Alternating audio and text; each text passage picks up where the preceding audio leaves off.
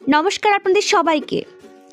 আজকে বাংলাদেশের রাঙামাটি জেলায় আসাম বস্তিতে অবস্থিত শ্রী শ্রী কৈবল্যকুঞ্জ রাম ঠাকুর আশ্রম মন্দির কমপ্লেক্সে চলে এলাম। মন্দিরে প্রবেশ করতেই প্রথমে আমরা শ্রী শ্রী মা মগধেশ্বরী মন্দিরটি দর্শন করলাম।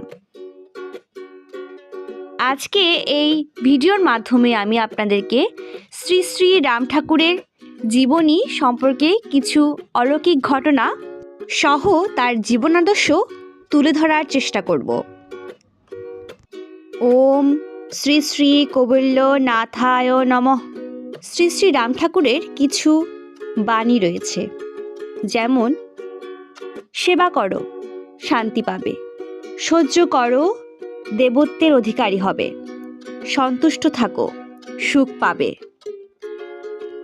ধৈর্যই ধর্ম, ধীরে বলো শান্তি পাবে, অহংকার ছাড়ো সম্মান পাবে।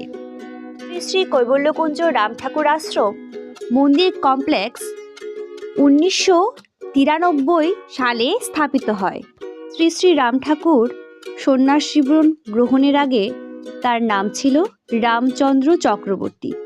পরাধীন ভারতে 1860 সালে বাংলাদেশের ফরিদপুর জেলায় শ্রী রাধামাধব চক্রবর্তী ও শ্রীমতী কমলা দেবীর সন্তান হিসেবে শ্রী শ্রী রাম ঠাকুর জন্মগ্রহণ করেন।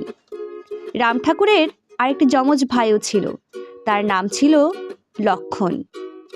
আমরা এখন যে জায়গাটি দেখছি সেটি হচ্ছে পুরাতন মন্দির, কিন্তু বর্তমানে নতুন মন্দিরও তৈরি করা হয়েছে এবং এতে অনেক ভক্ত সমাগম হয়।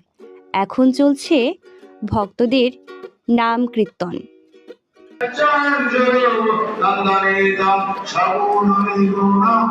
ফিরে যাচ্ছি শ্রী শ্রী রাম ঠাকুরের কাহিনী বর্ণনায়। বাল্যকাল থেকে রামচন্দ্রের আধ্যাত্মিক চেতনার অধিকারী ছিলেন। শাস্ত্রে তার আগ্রহ ছিল প্রখর। মাঝে মাঝে ঈশ্বর চিন্তা করে তিনি ভাব তন্ময় হয়ে যেতেন।